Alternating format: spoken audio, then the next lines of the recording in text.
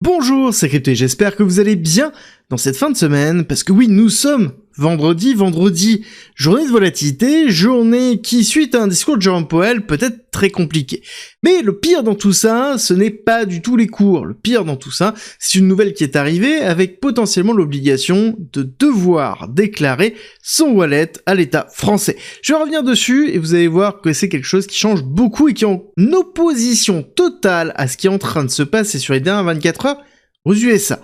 C'est impressionnant à quel point on peut avoir une séparation de chemins différents qui sont à l'opposé aussi rapidement, c'est totalement aberrant. Je vous explique tout directement dans la quotidienne et on est parti par la grosse nouvelle. Ici, c'est Grégory Raymond qui nous parle de cette notion de fiscalité crypto, qui est un amendement communiste, je suis d'accord avec lui, qui a été adopté en commission à l'Assemblée nationale. Pour l'instant, c'est pas encore validé, mais c'est plutôt bien parti pour l'être. Et attention, accrochez-vous, ne tombez pas de vos sièges, s'il vous plaît, on est parti. Là-dessus, on aura l'obligation, à partir du moment où on détient des cryptos en dehors des exchanges centralisés, de devoir déclarer à l'administration fiscale un wallet à partir du moment où il dépasse 5000 €. Alors là-dessus, il y a plusieurs possibilités de pouvoir éviter ça. Ça, je vais en parler dans un petit vocal que je vais vous faire directement sur le Telegram qui est en commentaire en description.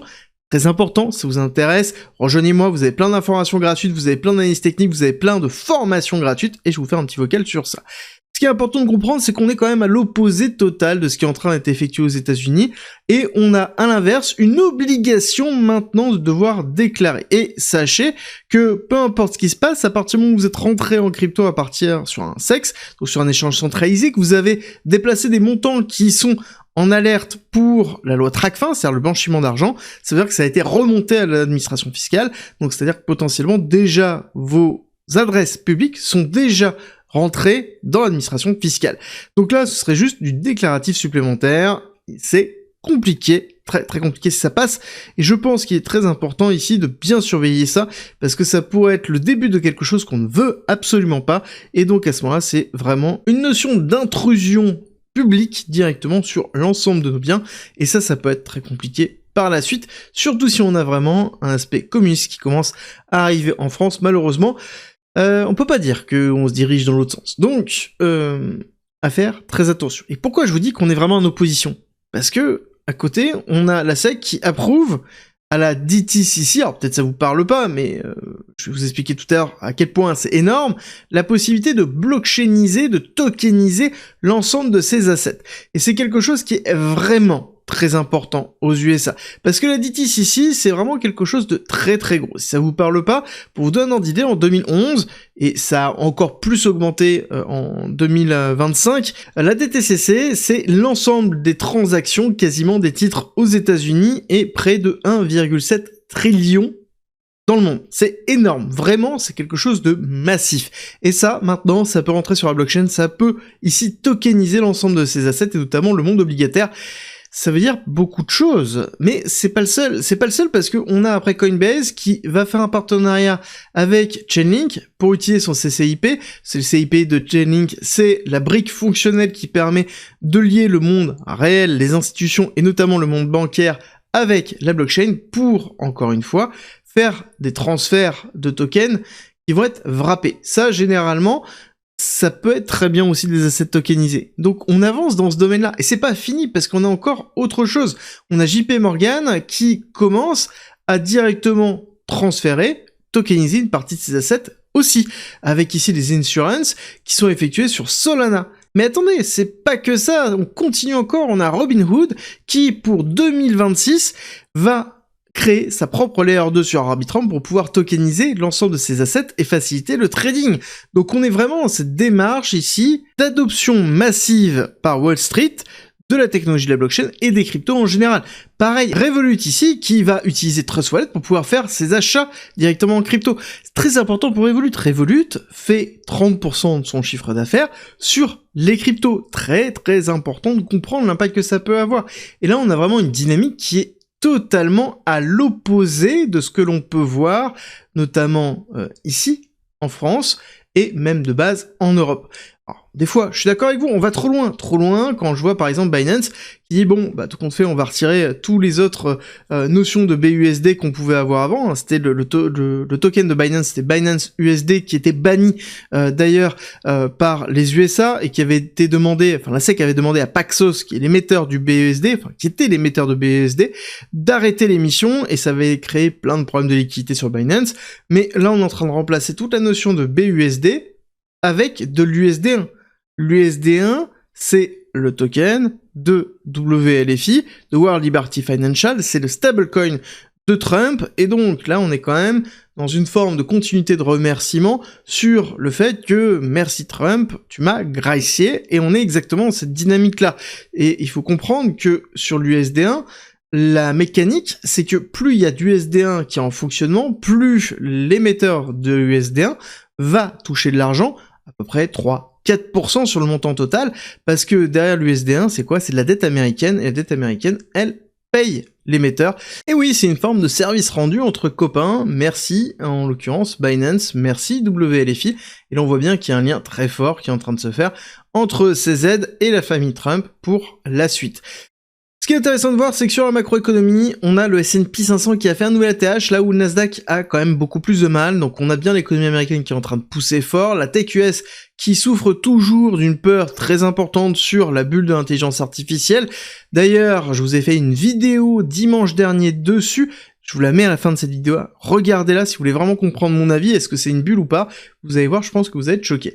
En attendant, sur BTC Daily, Weekly, très important, on commence sur le CME, Chicago Mercantile Exchange qui va fermer ce soir, je rappelle qu'on est vendredi, toujours beaucoup de volatilité sur le vendredi, très important aussi la clôture de la semaine, idéalement il faudrait clôturer au-dessus des 93 000 pour avoir quelque chose d'un peu plus fort et bien marquer en fait une phase de consolidation haussière pour bien marquer en fait une trend pour aller retester les 100 000. Si malheureusement ce n'est pas le cas, on va avoir en fait une faiblesse du cours et le pire serait de clôturer en fait en dessous des 90 000, en dessous de ce niveau-là. Ça veut dire qu'on aurait ravalé toute la bougie et on aurait en fait ici une bougie négative avec une énorme mèche. C'est vraiment pas positif pour la suite. Ça veut dire qu'on va certainement aller chercher un petit peu plus bas avant de pouvoir repartir. On sait que le vendredi, après Jérôme Powell, c'est toujours très compliqué. On sait très bien que quand on regarde en délit sur les différents discours, et notamment le 17 septembre, on va voir qu'il s'est passé pas mal de choses. On a bien eu ici le 17, une bougie négative, ensuite on a eu le jeudi réaccélération, on est allé chercher le top de cette bougie, et ensuite on a eu vendredi, et on a eu la suite lundi pour arriver sur un retest de la phase d'accélération avant Jérôme Powell. Est-ce que c'est un petit peu ce qu'on est en train de voir ici? Alors je suis d'accord avec vous, mercredi c'était pas forcément folichon, pareil, jeudi on n'a pas forcément réaccéléré, mais on a ravalé une grosse partie de la bougie, donc on va voir est-ce que aujourd'hui on valide en fait une chasse à liquidité par le bas, parce que c'est très intéressant en fait ce qui s'est passé dans cette mèche-là. Dans cette mèche-là, si on regarde en 4 heures, et qu'on zoome un tout petit peu, on va voir pas mal de choses. Cette mèche, elle est ici. Là, on voit qu'on a fait une accumulation de liquidité, on est allé faire une mèche, puis après on est parti. Donc c'est une prise de liquidité pour une phase d'accélération. On a maintenu ici les 94 500, donc c'est-à-dire les niveaux de liquidité supérieurs. On n'est pas encore allé les chercher, donc il est fort probable d'aller faire un petit retest ici, voire peut-être un petit peu plus bas. Si on arrive toujours à tenir les 90 600, la probabilité d'aller chercher les 95 sera assez forte sur cette journée, ce week-end, et peut-être même début de la semaine prochaine. Parce que ce qui va être important, ça va être aussi la semaine prochaine, la décision du Japon, même si, je vais vous expliquer un petit peu après, que je pense que l'impact va être relativement mitigé. Donc ce qui est intéressant de voir, c'est qu'on a quand même un mouvement de prix qui est en phase de consolidation. Le problème, c'est qu'on a quand même un momentum qui est relativement faible, mais on a une absorption vraiment des vendeurs. Et on voit surtout que ce bloc-là, donc c'est-à-dire en dessous des 90 000, c'est racheté massivement au niveau de BTC. Donc ça veut dire qu'il y a quand même un gros positionnement d'acheteurs sans forcément avoir beaucoup de levier. On n'a pas beaucoup de liquidation, on le voit bien, très peu, 263 millions de dollars malgré le mouvement assez impulsif qu'on a pu avoir et la prise de liquidité. Donc ça veut dire qu'il y a assez peu aussi de position à levier, ce qui est normal, on se dirige mois de décembre, on sait très bien qu'on a une diminution de la volatilité, et c'est exactement ce qu'on est en train de voir là, donc on est vraiment dans quelque chose de classique. Niveau des ETF, petite sortie de cash pour l'instant, 77 millions de dollars sortis, après 233 la veille qui avait été rentrée, donc on a toujours cette notion d'incertitude qui est bien présente, et je pense qu'elle sera présente encore pendant un certain temps sur le mois de décembre et qui est tout à fait normal après la temporalité. Je vous rappelle juste que on s'est mangé 3 semaines entières de chute, et tout à fait enfin 4 semaines quasiment entières de chute, il est tout à fait normal d'avoir une phase de consolidation et de respiration sur une temporalité un petit peu plus longue pour la suite. Alors je vous ai dit que on va devoir attendre un petit peu la semaine prochaine aussi sur la macro, parce qu'on va attendre de voir la dynamique qui va être effectuée par le Japon. Donc ça va être le 18 au Japon, mais donc vendredi 19 très tôt en fait sur le matin, la décision de la banque japonaise de remonter ses taux. On sait qu'ils vont remonter les taux potentiellement de 1 voire de 2, à voir. L'important, ça va être l'impact que ça va avoir sur le marché traditionnel et sur le S&P 500, parce que à un moment donné, il y aura une continuité de débouclage du cash and carry.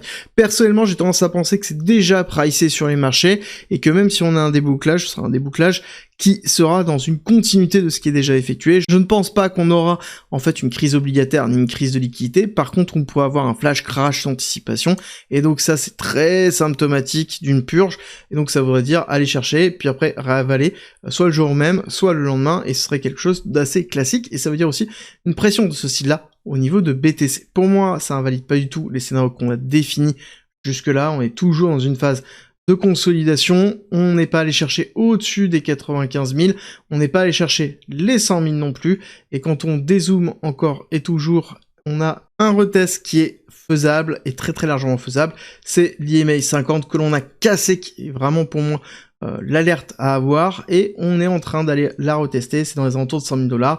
Donc est-ce que ça va arriver sur la fin d'année dans le Christmas Rally, c'est-à-dire qu'on fasse peut-être une phase de respiration maintenant avant d'aller chercher, est-ce qu'on va le chercher maintenant et ensuite chuter? Ça serait pas forcément la bonne nouvelle. Dans tous les cas, on va avoir beaucoup de mouvements dans les prochains jours, c'est sûr et certain, le marché n'est pas en train de s'arrêter. On va terminer sur quelque chose d'important, ça va être ici les altcoins, donc toujours ce graphique très très important, Total 3 ES, donc c'est l'ensemble des altcoins en dehors d'Ethereum et des stablecoins, le tout divisé par Total Market, multiplié par 100, ça me donne la dominance des altcoins quand on retire Ether. Et là, on voit que on est toujours dans une phase de chute, donc on est bien dans une sous-performance des altcoins majoritairement, il y en a certains qui surperforment, mais une majorité sous-performe, donc on a bien une pression baissière très très forte sur le marché, et on a un BTC qui arrive toujours à tenir malgré ça, et donc là pour moi on va continuer à aller grinder un petit peu plus bas, et on verra si on a une continuité haussière au niveau de BTC, voir si on a des altcoins qui reprennent, et si on a un petit chiffre de structure, ou si à l'inverse on est vraiment toujours dans une continuité de consolidation avant d'avoir une continuité de tendance baissière, parce que je le rappelle, on a cassé l'EMA 50, et ça c'est un signal très important à prendre.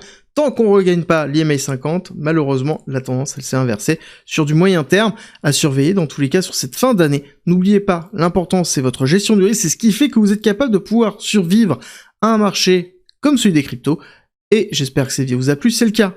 Comme d'habitude, vous voulez me soutenir, likez, abonnez-vous, et je vous dis à très vite.